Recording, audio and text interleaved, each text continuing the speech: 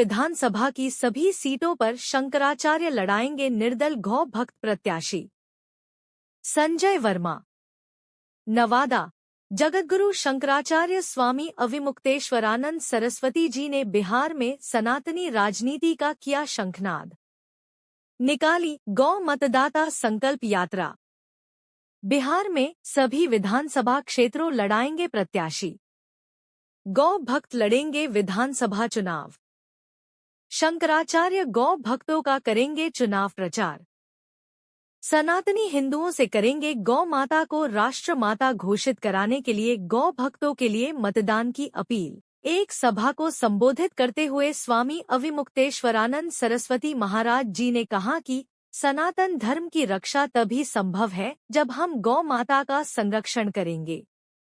गौ रक्षा हमारी आस्था का विषय ही नहीं, बल्कि यह हमारे समाज और संस्कृति की भी आधारशिला है। उन्होंने सभी लोगों से आग्रह किया कि आगामी विधानसभा चुनाव में केवल उन्हीं प्रत्याशियों को वोट दें जो गौ रक्षा को लेकर स्पष्ट और दृढ़ संकल्पित हों। शंकराचार्य जी ने बताया कि हम सभी राष्ट्रीय पार्टी के दिल्ली कार्यालय पर गए और पूछा कि गौ माता को राष्ट्र माता घोषित करने के लिए अपना पक्ष लोकसभा सदन में रखिए और अपने पक्ष को हमें बताइए, लेकिन अभी किसी भी राजनीतिक दल ने अभी तक अपना पक्ष गौ माता के विषय में नहीं बताया। इसलिए अब मजबूरी में हमें बिहार विधानसभा चुनाव में गौ भक्त प्रत्याशी उतारना पड़ रहा है। शंकराचार्य जी ने यह भी घोषणा की कि वह आगामी विधानसभा चुनावों में सभी विधानसभा क्षेत्रों से अपने उम्मीदवार खड़े करेगी। उन्होंने कहा कि नामांकन की प्रक्रिया पूरी हो जाने के बाद औपचारिक रूप से यह बताया जाएगा कि कौन कौन उम्मीदवार उनके तरफ से चुनाव लड़ रहे हैं। परिसर में आयोजित यह कार्यक्रम आध्यात्मिक और सांस्कृतिक माहौल से परिपूर्ण रहा। भक्तों ने शंकराचार्य अविमुक्तेश्वरानंद सरस्वती महाराज जी के संदेश को श्रद्धा और उत्साह के साथ आत्मसात किया। उक्त जानकारी शंकराचार्य जी महाराज के राष्ट्रीय मीडिया प्रभारी शैलेंद्र योगीराज सरकार ने दी है। पूरे देश के जितने भी हिंदू उनकी और उनके साथ साथ जो हिंदू नहीं हैं उनमें से भी बहुतों की सदा से कामना रही है कि गौ हत्या बंद हो, पूरे भारत में बंद हो और गाय को पशु के रूप में चिन्हित न करते हुए उनको माता के रूप में चिन्हित किया जाए और पुकारा जाए। लेकिन आज़ादी के पहले से जो हमारी ये मांग थी, जिसके बारे में देश के सभी समय के बड़े नेताओं ने ये आश्वासन दिया था, वचन दिया कि आज़ादी मिलते ही, स्वराज्य प्राप्त होते ही कलम की पहली नोक से गौ हत्याबंदी की जाएगी। 80 साल के लगभग आज़ादी को अभी तक बीत गए, अभी भी वो वचन किसी भी नेता ने पूरा नहीं किया। एक के बाद एक पार्टियां सत्ता में आती रहीं, वोट हमारा ही लेती रहीं और हमारी ही माँ को काट काट करके बेचती रहीं, खाती रहीं। तो ऐसी परिस्थिति में सनातन धर्मियों का जो धैर्य है, लंबे समय तक उसकी परीक्षा हो चुकी है, लेकिन अब इससे ज़्यादा धैर्य धारण करना कायरता होगी। इसीलिए सनातनियों ने अब ये निश्चय किया है कि अब हम अपनी गौ माता की रक्षा के लिए स्वयं खड़े हों। जो भी इसके लिए करना पड़े वो सब करने के लिए अब सनातनी तैयार हैं, लेकिन किसी भी दशा में अब गौ माता की हत्या को स्वीकार करने के लिए तैयार नहीं। इसी क्रम में उन्होंने ये भी सोचा है, सनातन धर्मियों ने, कि अगर देश की कोई भी पार्टी, चाहे लेफ्ट हो, चाहे राइट हो, चाहे मध्य वाली हो, कोई भी जब गौ माता के पक्ष में खड़ी होती नहीं दिखाई दे रही, एक सनातनी राजनीति की धारा देश में आरंभ करके उसी के द्वारा उसी को सत्ता में ला करके भविष्य में गौ माता की रक्षा का प्रयत्न राजनीतिक रूप से भी किया जाए। व्यक्तिगत रूप से भी गौ माता की रक्षा के लिए लोग आगे आ रहे हैं और वो हर रास्ता अपनाने के लिए सनातनी तैयार हो रहे हैं जिससे गौ माता की रक्षा हो सके। बिहार में चुनाव हो रहा है और बिहार एक ऐसा प्रदेश है जहाँ पर सत्ता जब मार्ग पर जाने लगती है तो उसको सही रास्ते पर लाने के लिए आचार्यों ने उपाय किए। आपका बिहार की है जहाँ पर कभी राजा था महानंद और मगध का ही राजा सही रास्ता नहीं पकड़ पा रहा था। चाणक्य नाम के आचार्य उसके सामने आए और उन्होंने कहा कि सही रास्ते पे चलो, नहीं तो हमारा पतन होगा। नहीं चला, अंत में आचार्य चाणक्य ने उसके राज्य का आना करके नए राज्य का आना बना। यही वो बिहार है जहाँ पर जयप्रकाश नारायण नाम के व्यक्ति हुए जिन्होंने राजनीति में कोई पद तो नहीं लिया, लेकिन उस समय की निरंकुश सत्ता को भली भांति ये परिचय करा दिया कि जब जनता खड़ी हो जाती है तो राजाओं की शक्ति तात्पर्यहीन हो जाती है। तो ऐसी परिस्थिति में हम यहाँ के और यहाँ के साथ साथ देश के राजनीतिज्ञों को ये बताने के लिए इस यात्रा के माध्यम से निकले हैं कि सनातनी जो भावना है उस भावना को आप नहीं समझ रहे हैं, इसका अच्छा परिणाम आपके लिए नहीं होगा। धीरे धीरे सनातनी आपसे कट जाएंगे। वो स्वयं शक्तिमान हो वो एक अलग बात है, लेकिन आपको भी अपनी शक्ति के बारे में सोचना चाहिए। तो ये परिस्थिति है। हम ये चाहते हैं कि जो सनातनी है वो दूसरा कोई रास्ता अपना ले, हिंसा आदि का मार्ग अपना ले, वो ठीक नहीं होगा। इसलिए उनको एक सही रास्ता बता दिया जाए और वो सही रास्ता लोकतंत्र में मतदान है। इसलिए हम उनको प्रेरित कर रहे हैं कि आप उस ही प्रत्याशी को वोट दीजिए जो प्रत्याशी शपथ पूर्वक उद्घोषणा करे कि हम गौ माता की रक्षा के लिए प्रतिबद्ध हैं। अगर हमारी विजय होती है तो सबसे पहला काम हम गौ माता की रक्षा का करेंगे जो हमारे बस में होगा। तो क्योंकि कोई भी पार्टी तैयार नहीं है गौ माता के लिए खड़े होने के लिए, इसलिए मजबूरी हो गई है कि गौ माता की रक्षा के लिए निर्दल प्रत्याशी खड़े हों और जो लोग इस मुहिम को सपोर्ट करना चाहते हैं तो उनको मतदान करके अपनी भावना को प्रकट कर सकें। तो ये पूरी हमारी बात है जो हमने आपको बता दी। अगर कोई प्रश्न आप पूछना चाहें तो एक एक करके। महाराज जी, सवाल ये है कि क्या आपको लगता है कि सरकार की जो नीतियाँ सनातन परंपरा को प्रोत्साहन दे रही है या फिर नुकसान पहुँचा रही है? अभी तक की परिस्थिति ये है कि सनातन निरंतर विखंडित होता चला जा रहा है। निरंतर उसकी कोई भी बात जो सनातनी भावना से कही जा रही हो उसको कोई भी सुनने को तैयार नहीं। एक चलन भी बन गया है कि अगर कोई सनातनी बात करता है, कोई हिंदू धर्म की बात करता है तो तुरंत उसको कह देते हैं अरे धर्मनिरपेक्ष देश है, धर्मनिरपेक्षता की बात करो, ये क्या बात कर रहे हो। माने दूसरे लोग अपने धर्म की बात करें, वो धर्म उनके लिए धर्मनिरपेक्षता लागू नहीं होती है, लेकिन अगर हिंदू की बात करो तो तुरंत धर्मनिरपेक्षता शब्द हमारे सामने ला करके खड़ा कर दिया जाता है। ठीक उसी तरह से जैसे कोई गाड़ी चली जा रही हो, अचानक उसके सामने बैरियर खड़ा कर दिया है। तो हमारी हर उन्नति के रास्ते बंद हो चुके हैं। हम बहुत परेशानी में हैं धार्मिक लोग। भाजपा गौरक्षा की बात करती है। भाजपा बिल्कुल गौरक्षा की बात करती थी और बहुत प्रखर होकर के करती थी। एक समय तो ऐसा था जब ऐसी प्रखरता से जो इस समय प्रधानमंत्री हैं नरेंद्र मोदी जी, उन्होंने बात कही थी कि लगा था कि ये तो शपथ ग्रहण करते ही गौहत्या बंद करेंगे, लेकिन 12 वर्ष हो गए उन्होंने जो कहा था उस पर वो खरे नहीं उतरे हैं। ये भी सच्चाई है। महाराज जी, सवाल ये है कि डिजिटल इंडिया में मोदी सरकार चांद पे जा रही है, फिर सनातन धर्म को इतना बढ़ावा जरूरी क्यों? बात यह है कि चांद तक आप जा रहे हो, लेकिन चांद के ऊपर भी लोग हैं। जो सनातन धर्म है तो सनातन धर्म लोक के साथ साथ परलोक को भी मानता है। हम लोग लोक के साथ साथ अपने परलोक को भी सुधारने की बात करते हैं। तो वो परलोक सुधारने का जो हमारा काम है वो कैसे होगा? अगर गौहत्या का पाप हमारे माथे लगा रहेगा तब तो हम नरक के गामी हो जाएंगे। तो हमको नरक में क्यों भेज रहे हो? तो क्या इस बार सनातनी लोग धर्म है ना, धर्म की अपनी मान्यताएं होती हैं, उसके अनुसार जनता चलती है। हाँ जी। यार इस बार मोदी के साथ सनातनी लोग नहीं जाएंगे। अब बात यह है कि जो शुद्ध सनातनी है उसको अपना रास्ता स्वयं पकड़ना पड़ेगा, क्योंकि जिसके पीछे हम जा रहे हैं, कभी कांग्रेस पार्टी थी देश में जो बैल जोड़ी को अपना चुनाव चिन्ह बना करके हमारे बीच में आई थी। ऐसा लगा कि ये तो बैल जोड़ी लेके आए हैं, इसका मतलब ये तो गाय के लिए और बैल के लिए करेंगे ही। लेकिन बैल जोड़ी लेकर आए, हमने उनको वोट दिया, वो सत्ता में रहे और उन्होंने बैल को काट काट करके बेचना जारी रखा। उसके बाद गऊ बछड़ा, दूध पीता हुआ बछड़ा गाय का, उसको चुनाव चिन्ह बना करके लेके आए और हमने फिर भी वोट उनको दिया और वो सत्ता में रहे, लेकिन उन्होंने गौ हत्या बंद नहीं की। उसके बाद अब ये लोग आए, इन्होंने कहा हम बंद करेंगे, इनको सत्ता दी, ये भी बंद नहीं कर रहे हैं। तो हमारे लिए तो वो सनातनी कार्य करते हुए नहीं दिखाई दे रहे हैं। महाराज जी, आज की युवा पीढ़ी जो है सनातन धर्म से दूर होते जा रहे हैं। बात यह है कि सनातन धर्म की शिक्षा हमारे बच्चों को नहीं मिल रही है।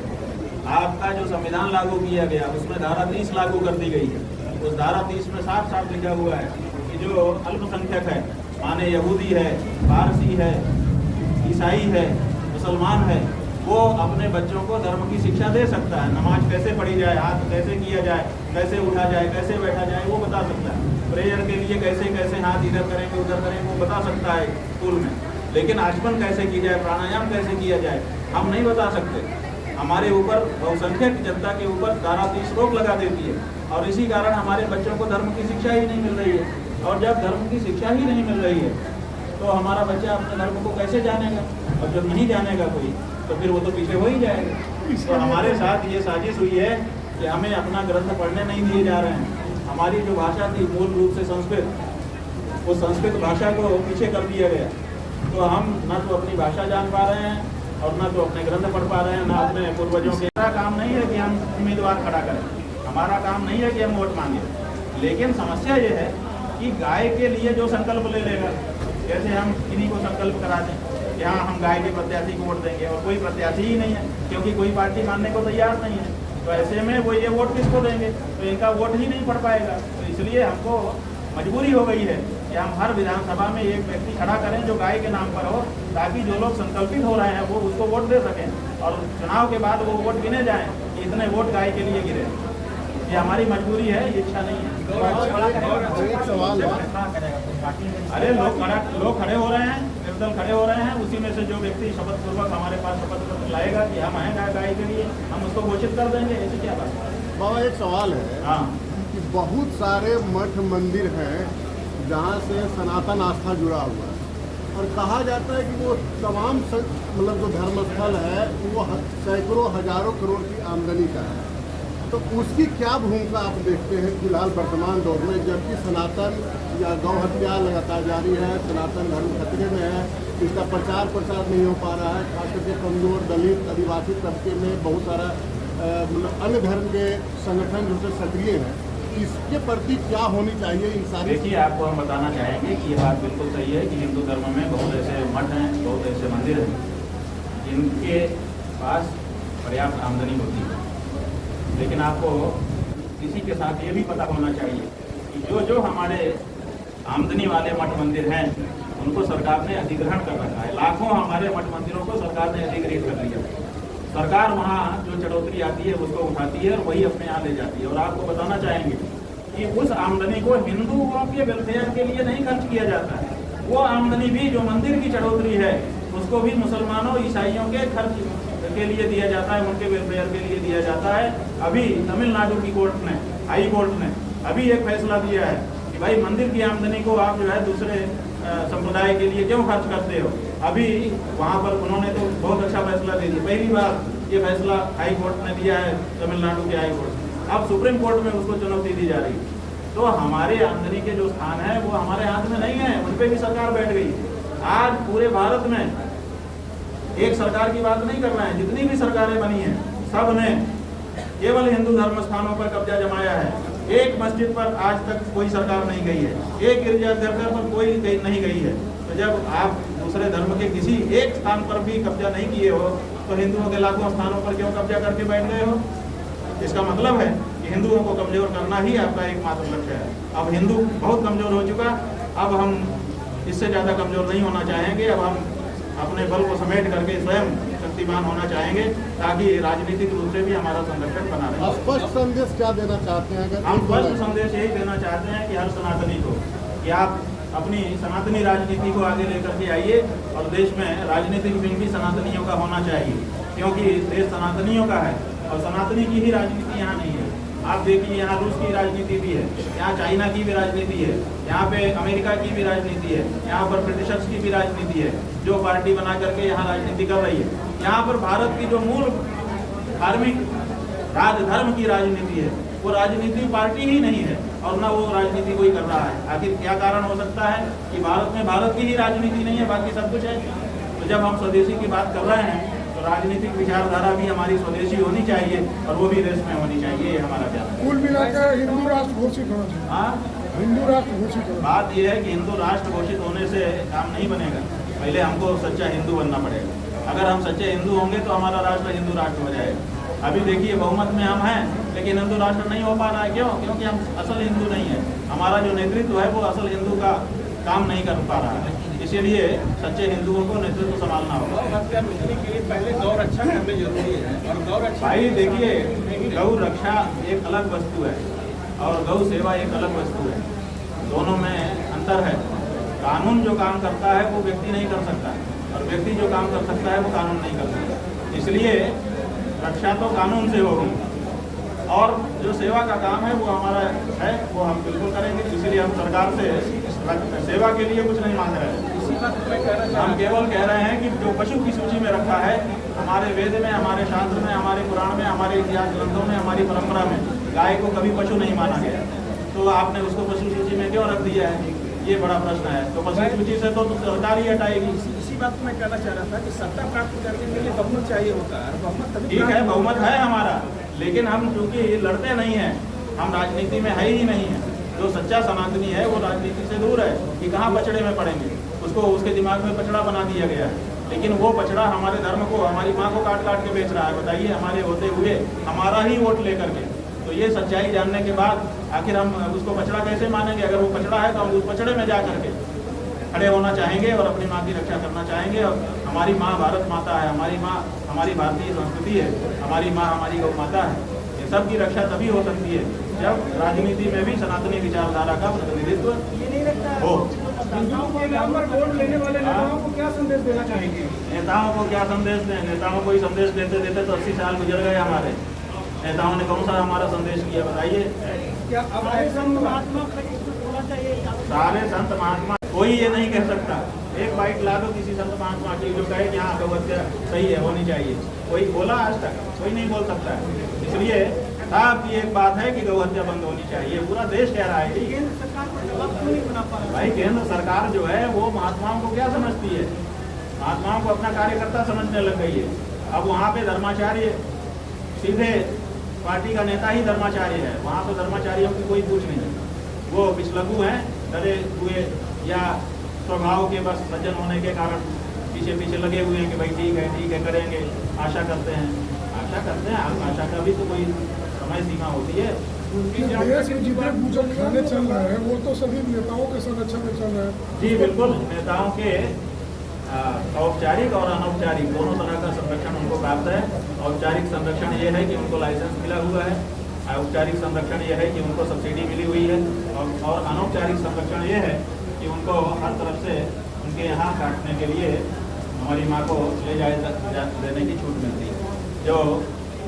जब नौजवान जाकर के गाड़ी रोक भी लेता है तो उसके ऊपर उल्टा हमला हो जाता है, उसको उल्टा गुंडा कह दिया जा रहा है।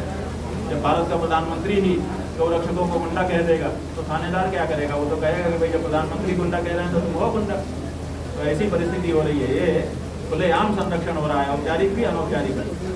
गौमांस का भारत में जितना निर्यात हो रहा है पूरे दुनिया में उतना किसी देश में नहीं हो रहा है। अब ये देखा गया है कि उनके जो लाइसेंसी धारी हैं, जो गौ कटवाल हैं, वो भी अपने को सनातन कह रहे हैं। वो कैसे सनातन हो सकता है? वो कैसे सनातन हो सकता है? लेकिन पकड़ा तो रहे। भाई सवाल वही है कि रावण जो है सन्यासी के वेश में सीता, रावण जो है सन्यासी के वेश में सीता जी के सामने आया था। सीता जी ने उसको सन्यासी मान लिया तो बेचारी परेशान हुई, अपहृत हो गई। और हाल नेमी सन्यासी का वेश धारण करके हनुमान जी के सामने आया था। हनुमान जी ने उसको सन्यासी नहीं माना, उठा के पटक दिया, तो वो समस्या में नहीं पड़े। इसलिए जो नकली वेश धारण करके नकली हिंदू बन के हमारे सामने आए हैं, जब तक हम सीता बन के उनका भरोसा करते रहेंगे तब तक हमारा अपहरण होता रहेगा। और जब हम हनुमान बन करके उनको उठा के पटकेंगे तभी हम बचेंगे। इसलिए रामचरितमानस पढ़ो, रामायण पढ़ो और समझ जाओ बात। यात्रा की शुरुआत बिहार में। अरे भाई बता दिया, बिहार प्रेरणा का स्थान है। एक तो ये है कि हमें तो हर जगह जाना है, तो बिहार में चुनाव हो रहा था तो बिहार से। और दूसरे ये है कि बिहार में वो पोटेंसी है। हमने बताया कि गणानंद नाम का जो राजा था, जब वो मार्ग भटक रहा था तो आचार्य चाणक्य ने उसको सही रास्ता दिखाया था। और जब इंदिरा गांधी भटक रही थी तो जयप्रकाश नारायण ने इसी धरती से उनको भी रास्ता दिखाया था। ये धरती जो है जब लगाम इधर उधर होने लगे तो लगाम कसने की धरती है। इसीलिए हम बिहार आए हैं ताकि यहाँ की प्रेरणा भी हमारे साथ हमारे उद्देश्य में काम नेता किया। पार्टी का समर्थन आपको मिल रहा है बिहार नेता का नेता का समर्थन हमको चाहिए ही नहीं। हमारे पास कुछ नेता आना चाहते थे, हमने मना कर दिया। एक दो तो आ ही गए तो हमने उनको पब्लिक की तरह ही बात किया, उनको नेता मान के हमने बात नहीं किया। क्यों? क्योंकि नेताओं पे अब हमारा भरोसा नहीं रह गया। अब हमारा भरोसा हमारी सनातनी जनता पर है। धीरे धीरे उसको अपनी बात हम समझाएंगे और जब वो समझ जाएगी तो वो काम कर देगी। असली ताकत उसी के हाथ में। भद्राचार्य अरे भाई रामभद्राचार्य के बारे में हमने कह दिया जो कहना है। बार बार हम थोड़े कहेंगे। हाँ जी, अरे भाई गांव में अपनी बात पहुंचाओ। हर गांव से एक आदमी को देखो जो आपके अनुसार हो, उसको सिखाओ पढ़ाओ बुला कर, फिर वो पूरे गांव के साथ बैठ करके बात करने लगेगा, बात आपके साथ जाएगी। हर गांव में एक आदमी पैदा करो और उसको अपनी पूरी बात समझाओ। जो गाँव वालों के सवाल हो उससे बोलो कि हर गाँव वाले से सवाल मांगो, कड़े से कड़ा सवाल मांगो और फिर उसका सही जवाब प्रमाण सही उपलब्ध करा दो। लोग जो है प्रमाण को मानते हैं, सही बात को मानते हैं। आज भी जनता अभी ईमानदार है। अभी जनता केवल भ्रम के रह रहे हैं, कुछ लोगों के साथ है। भ्रम दूर होते ही हटक जाएगी। कहीं भी गौ हत्या नहीं करनी। हो गया और क्या सवाल है? और किसी के मन में कुछ हो